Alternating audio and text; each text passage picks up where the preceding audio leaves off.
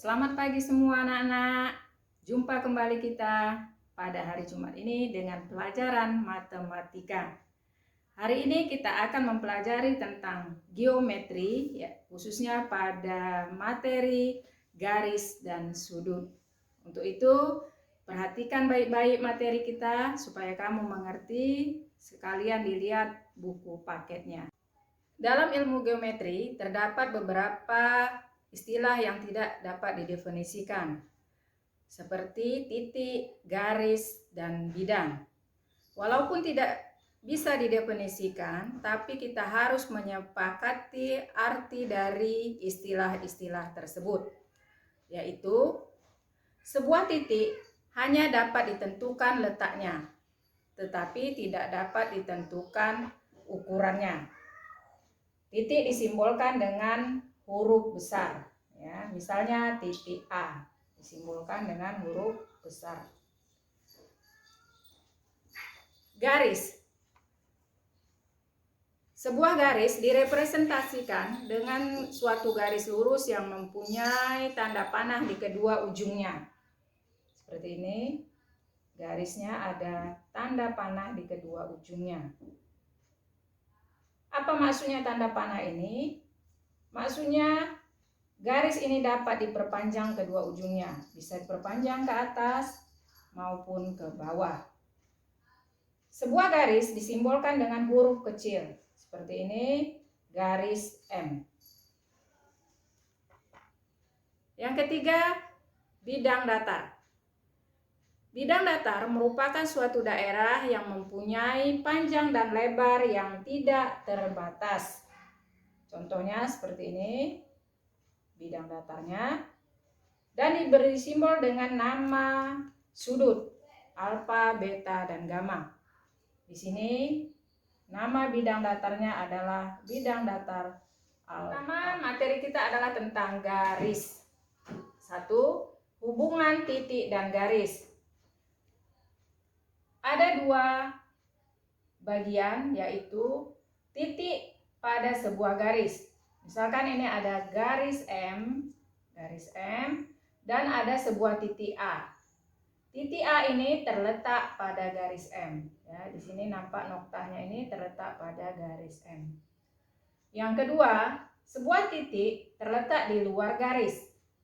Misalkan garis N. Ini garis N. Dan ada sebuah titik B. Ini titik B terletak di luar garis N. 2. Hubungan antara titik dan bidang. Yang terbagi dua juga, yaitu sebuah titik pada bidang. Jadi ini ada bidang datar alfa dan terdapat titik C di dalamnya. Titik di luar bidang. Di sini kita lihat ada bidang beta dan ada sebuah titik di luarnya, yaitu titik D. 3. Hubungan antara garis dan bidang. Terbagi menjadi 3, yaitu I1, garis M pada bidang alfa. Jadi ada bidang alfa, ini. Kemudian ada garis M di dalamnya. Garis M. I2. Garis N di luar bidang alfa. Ini ada bidang alfa. Kemudian ada garis di luar bidang, ya. Namanya garis N. Ini dia. I3. Garis L menembus bidang alfa. Jadi ini ada bidang alfa, kemudian ada garis L. Perhatikan ini garis L. Dia menembus bidang alfa. Dimana kita lihat di sini ada garis putus-putus dan ada sebuah titik. Inilah titik tembusnya, yaitu titik A. Keempat, titik-titik segaris. Disebut juga kolinear. Jadi, misalkan ada sebuah garis L. Dan pada garis ini terdapat beberapa titik. Contohnya titik A dan titik B.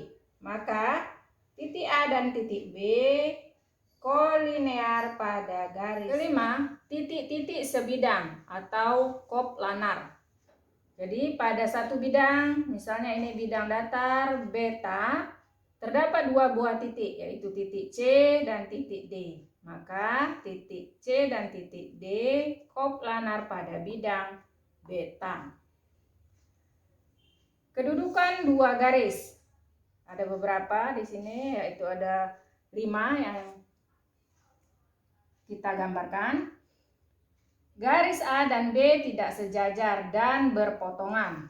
Jadi pada bidang datar alfa ada dua garis A dan garis B. Jadi yang berwarna biru garis A, yang berwarna hitam garis B. Nah, kedua garis A dan B tidak sejajar. Ya, kita lihat tidak sejajar itu dengan jarak ujungnya ini tidak sama. Dan bila garis ini diperpanjang, maka akan berpotongan pada satu titik. Yang kedua, garis A dan B sejajar. Jadi ini ada sebuah bidang alfa, terdapat dua garis A dan garis B. Nah, jarak kedua ujungnya ini sama. Bila garis ini diperpanjang, tidak akan memotong pada satu titik. Ini disebut garis sejajar. 3. Garis A dan B berhimpit. Jadi kita lihat di sini, garis A dan B berhimpit pada bidang datar alfa. 4. Garis A dan B berpotongan. Jadi garis A dan garis B berpotongan pada bidang datar alfa. 5. Garis A dan B tegak lurus. Jadi garis A dan garis B membentuk sudut 90 derajat atau tegak lurus pada bidang alfa. Membagi garis menjadi beberapa bagian sama panjang. Nah, untuk membagi sebuah garis menjadi beberapa bagian sama panjang dapat kita tentukan melalui gambar berikut. Pertama, buat sembarang ruas garis AB. Jadi, ruas garis AB, sembarang ruas garis AB dibuat. Lanjutkan, dari titik A buatlah ruas garis AT. Jadi, dari titik A, buat ruas garis AT dengan ukuran 5 bagian yang sama panjang. Terserah kamu mau berapa, misalnya 1 cm, 1 cm semua. Ya. Dari A ke P, P ke Q, Q ke R ke S ke T. Jadi ada 5 bagian yang sama panjang. Lanjutkan. Buatlah ruas garis sejajar dengan TB. Jadi pertama ruas garis TB. Ditarik garis dari T ke titik B. TB sejajar. Semuanya sejajar sehingga memotong garis AB di titik S1. Ya, dari titik S ke titik S1. Titik R ke R1. Titik Q ke Q1. Titik P ke P1 dengan syarat semua garis ini sejajar dengan garis TB. Tahapan terakhir, ruas garis AB terbagi menjadi 5 bagian yang sama. Jadi yang kita ambil adalah dari A ke B. A ke B yaitu A ke P1, P1 Q1, Q1 R1, R1 S1, S1 ke B. Jadi kelima ruas garis ini akan memiliki panjang yang sama dengan tahapan-tahapan yang kita lakukan seperti di atas. Untuk lebih jelasnya dan membagi beberapa ruas garis ini, kamu dapat membaca buku paket supaya lebih perbandingan ruas garis. Setelah kita mempelajari membagi garis menjadi beberapa bagian, kita dapat menghitung atau menentukan ukuran suatu garis bila mengetahui ruas garis yang lainnya.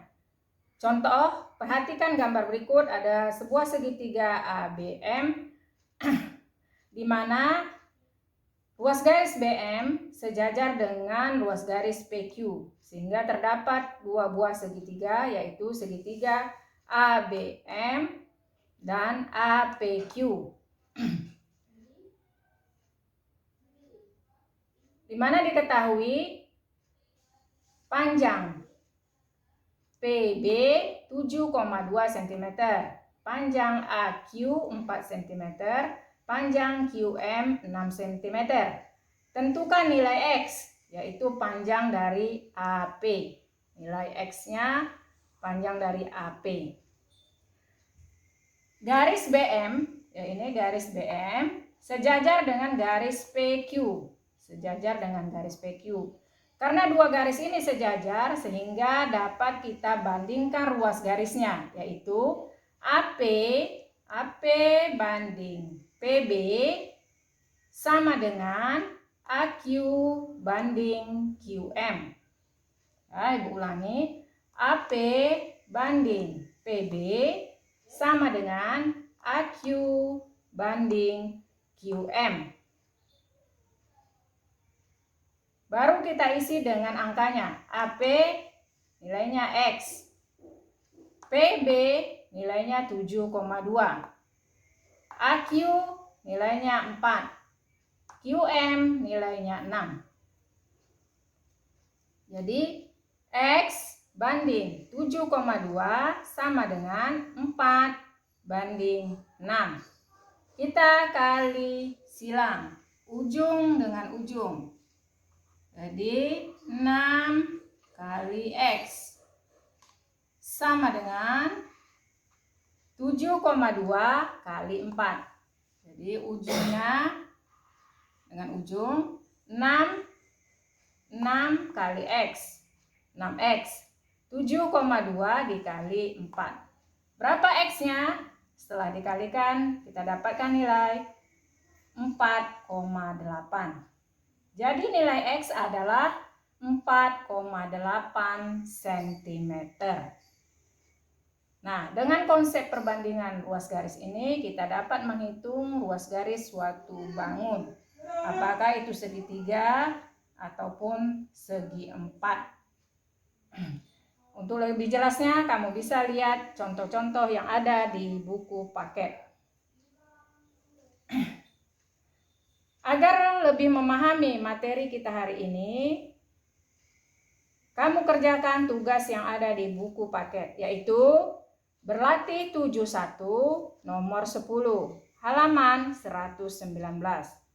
Berlatih 72 nomor 4 dan 6, halaman 130. Tugas ini dikerjakan di buku latihan atau buku tugas, dan nanti akan dikumpulkan ke admin.